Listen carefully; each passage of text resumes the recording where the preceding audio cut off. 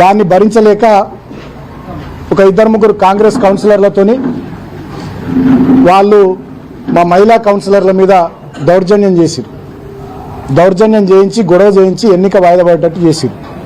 అయినప్పటికీ కూడా మా 14 మంది కౌన్సిలర్లు ఎన్నిక వాయిదా వేసుకొని స్పెషల్ ఆఫీసర్ ఎంఆర్ఓ వెళ్ళిపోయిన తర్వాత ఈ మంత్రి ఎంపీ కాంగ్రెస్ కౌన్సిలర్లు వెళ్ళిపోయిన తర్వాత కూడా మా 14 మంది అట్లనే కూర్చొని కోరం ఉంది, మాకు మెజారిటీ ఉంది, ఎన్నిక జరగాలని చెప్పి మా వాళ్ళు డిమాండ్ చేశారు. అయినా మాది అరణ్య రోదన్నే అయింది.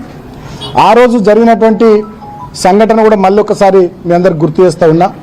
మేము ఇక్కడ మా కౌన్సిలర్లను పంపించి 13 మందిని పంపించి బబ్బెర స్వర్ణలత గారిని వారు ఆపిరు కాబట్టి ఆమెను కూడా కౌన్సిలర్ లోపలికి పంపించేంత వరకు నేను కోవలక్ష్మి గారు ఓ 20-25 మంది కార్యకర్తలమే ఇక్కడ కేతన్పల్లి ఆర్ఓబి దగ్గర ఉన్నాం. ఆ సమయంలో మంత్రి వివేక్ గారు వారి కొడుకు ఎంపీ 10ల సంఖ్యలో వాళ్ళ కార్లు వందలాది మంది కాంగ్రెస్ కార్యకర్తలు మున్సిపల్ కౌన్సిల్ వైపు వెళ్ళడానికి వాళ్ళు వస్తుంటే మేము పోలీసులను అడిగినాం. నేను ఒక మాజీ ఎమ్మెల్యేను, ఈ నియోజకవర్గం ఇన్ఛార్జ్ను, జిల్లా పార్టీ అధ్యక్షుడిని. నా నివాసం కేతంపల్లి, ఇక్కడనే ఈ మున్సిపాలిటీ. కోవలక్ష్మి గారు ఆసిఫాబాద్ ఎమ్మెల్యే. మమ్మల్ని మీరు పంపారు, 2 కిలోమీటర్ల దూరంలో మమ్మల్ని ఆపుతారు. మరి మంత్రి గారి కాన్వాయ్ ఇన్ని సంఖ్యలో కార్లు వందలాది మంది కాంగ్రెస్ వాళ్ళని ఎట్లా పంపిస్తారని చెప్పి మేము పోలీసులను ప్రశ్నిస్తే పోలీసులు మా మీద లాఠీ చార్జ్ చేయడం, అటువైపు నుంచి కాంగ్రెస్ వాళ్ళు మా మీద రాళ్ళేయడం, గొడవకు వాళ్ళే ప్రేరేపించి మళ్ళీ ఎన్నిక వాయిదా పడాలనేటటువంటి కుట్ర చేసి అక్రమంగా మా మీద కేసులు పెట్టి లోపలనేమో దుశ్శాసన పర్వం చేశారు. మా మహిళా కౌన్సిలర్ల మీద తాగొచ్చినటువంటి ఒకరిద్దరు కాంగ్రెస్ కౌన్సిలర్లు ఇష్టం వచ్చినట్టుగా ఎక్కడ పడితే అక్కడ వాళ్ళని ముట్టి చాలా ఇన్సల్ట్ చేసిరు.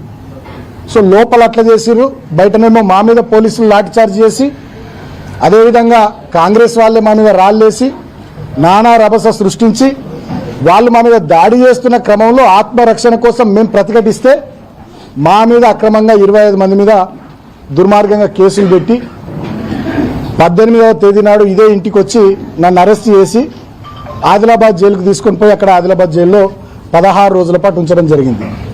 నన్ను అరెస్ట్ చేసి తీసుకెళ్లిన తర్వాత ఈ కేతన్పల్లి రామకృష్ణాపూర్ SHO వివేక్ తొత్తు, నేను ఇంట్లో లేను, నా ఇంటికి వచ్చి నా ఇల్లు మొత్తం సెర్చ్ చేసిందట. ఎవడిచ్చిందా నీకు అధికారం? నేను అడుగుతా ఉన్నా రామకృష్ణాపూర్ SIని. సెర్చ్ వారెంట్ లేకుండా నేను జైల్లో ఉన్న సమయంలో నా ఇంటికి వచ్చి సెర్చ్ చేయడానికి, సోదా చేయడానికి మీకు ఎవడ అధికారం ఇచ్చిండు? నీ అయ్యే జాయిర్ అనుకుంటున్నావా?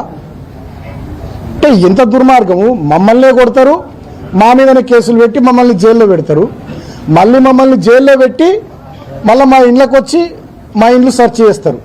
అంటే ఎంత పరాకాష్ఠకు పోయింది వీళ్ళ అధికారం, అహంకారం అనేది, వీళ్ళ దుర్మార్గం అనేది ఎంత పరాకాష్ఠకు పోయిందో దీన్ని బట్టి అర్థం చేసుకోవచ్చు.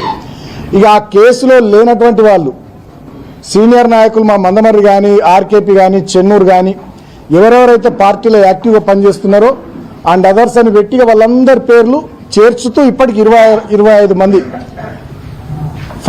క్రైమ్ నెంబర్ 40లో 25 మంది, క్రైమ్ నెంబర్ 41లో 25 మంది, ఇట్లా వీళ్ళందరి పేర్లు పెట్టి ఇంకా అండ్ అదర్స్ అని పెట్టిరట. ఇంకెవరెవరి మీద పెట్టాలో వాళ్ళందరి మీద పెట్టుకుంటూ ఇదొక ప్రహసనం లాగా, తెలుగు సీరియల్ లాగా దీన్ని నడిపించుకుంటూ బీఆర్ఎస్ పార్టీ యాక్టివ్గా ఉండేటటువంటి లీడర్లందరి మీద కేసులు పెట్టి అందరినీ జైళ్లకు పంపించాలనేటటువంటి దురుద్దేశము, దుర్మార్గం ఈ ముఖ్యమంత్రి రేవంత్ రెడ్డి, ఈ మంత్రి వివేక్ గారు చేస్తూ ఉన్నారు. చివరికి ఏమాత్రం సంబంధం లేని పాపం మా కోవలక్ష్మి అక్క మీద కూడా కేసు పెట్టింది. ఇంతకంటే అన్యాయం ఇంకోటి ఉంటుందా? ఇంత జరిగింది, చివరికి నన్ను జైల్లో పెట్టిరు. జైల్లో పెట్టినా కూడా నన్ను వదలలే, నన్ను బాగా దోమలున్న రూమ్లో పెట్టిరు. నాకు మంచినీళ్ళు చక్కగా ఇయ్యలే, భోజనం చక్కగా ఇయ్యలే. నాకు 2 రోజుల పాటు గొంతు నొప్పి వస్తే ఇప్పటికి కూడా నా త్రోట్ ఇంకా సెట్ కాలే, నాకు చక్కగా ట్యాబ్లెట్లు ఇయ్యలే.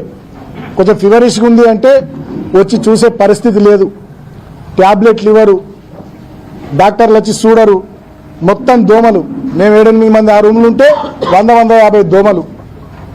అంటే కావాలని చెప్పి మాకు రిస్ట్రిక్షన్స్, నువ్వు గిన్నెనే తిరగాలి, ఇగో గిదే బ్యారకు, బయటకు పోవద్దు, న్యూస్ పేపర్లు ఇయ్యరు, పుస్తకాలు తెప్పించుకుంటామంటే దానికి కోర్టు నుంచి పర్మిషన్ కావాలంటారు, చలి బాగా పెడుతుంది, ఇబ్బంది అవుతుంది అంటే దుప్పట్లు ఇయ్యరు. మా శ్రీకాంత్ అని మా అడ్వకేట్ ఒక 3 రోజుల తర్వాత పాపం ఆయన పోరాటం చేసి నేను కప్పుకోవడానికి కూడా దుప్పటి దానికోసం మా ఆదిలాబాద్ చెందినటువంటి శ్రీకాంత్ అనే అడ్వకేటు 3 రోజులు ఫైట్ చేయాల్సి వచ్చింది. 3 రోజుల ఫైట్ తర్వాత నాకు దుప్పటి వచ్చింది లోపలికి. అంటే ఇంత దుర్మార్గంగా, ఇంత పైశాచికంగా వీళ్ళు వ్యవహరించారు ప్రభుత్వ పెద్దలు. అంతేకాకుండా నాకు మొన్ననే మంచిర్యాల కోర్టులో బెయిల్ వచ్చింది, హైదరాబాద్ కోర్టులో బెయిల్ వచ్చింది, ఎన్నో అక్రమ కేసులలో. చెన్నూరు కేసులో కూడా నాకు బెయిల్ రాలేదు, చిన్న కేసు. కావాలని చెప్పి ప్రభుత్వ పెద్దలు దాంట్లో నాకు బెయిల్ రాకుండా చేశారు. కారణం ఏంది? నిన్న హోలీ పండగ, ఇవాళ నా చిన్న కొడుకు పుట్టినరోజు.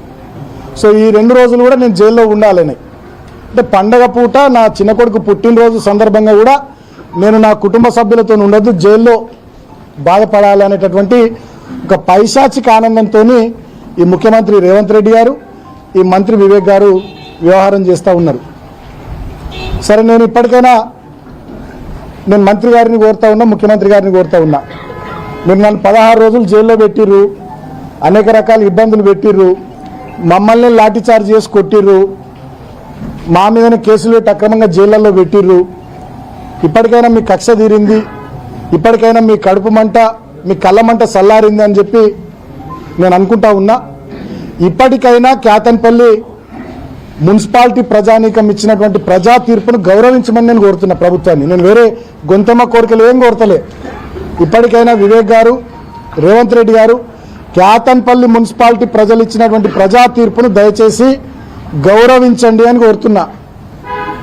చెన్నూరులో 18 వార్డులలో 11 వార్డులు కాంగ్రెస్ గెలిచింది, మేము 4 గెలిచినాం.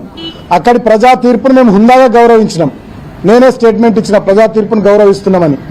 మరి ఇక్కడ కేతన్పల్లి మున్సిపాలిటీలో 22 వార్డులకు గాను 14 వార్డులు మేము గెలిచినాం, 7 వార్డులు మీరు గెలిచిర్రు. మరి ప్రజా తీర్పును మీరు ఇప్పటికైనా గౌరవించాలని చెప్పి నేను మంత్రి గారికి, ముఖ్యమంత్రి గారికి, రాష్ట్ర ప్రభుత్వ పెద్దలకు తెలియజేస్తా ఉన్నా. నేను ఇంకొక విషయం కూడా, గతంలో నేను పోలీస్ స్టేషన్లలో మా మీద కేసులు అయినాయి, మమ్మల్ని అరెస్ట్ చేయబోయే సందర్భంలో మమ్మల్ని జైలుకు పంపిస్తారు అని తెలిసినటువంటి సందర్భంలో నేను ముందే ప్రెస్ మీట్ పెట్టి కూడా చెప్పినాను. 18వ తారీఖు నాడు మమ్మల్ని జైలుకు పంపించారు. 17వ తారీఖు నాడు రెండవసారి చైర్మన్, వైస్ చైర్మన్ ఎన్నికకు సంబంధించి అక్కడ కౌన్సిల్ సభ్యుల ప్రమాణ స్వీకారము, అదేవిధంగా తర్వాత జరిగినటువంటి ప్రాసెస్, దీనికి సంబంధించినటువంటి వీడియో ఫుటేజ్ బయట పెట్టాలని నేను డిమాండ్ చేసిన. జిల్లా కలెక్టర్ కానీ, ఈ ఎన్నికల స్పెషల్ ఆఫీసర్ కానీ, స్టేట్ ఎలక్షన్ కమిషన్ కానీ ఇప్పటిదాకా ఆ వీడియో ఫుటేజ్ ఎందుకు మీరు బయట పెడతలేరు? మా మహిళా కౌన్సిలర్ల పట్ల దౌర్జన్యం చేసిన కాంగ్రెస్ కౌన్సిలర్ల మీద చర్యలు తీసుకోరా?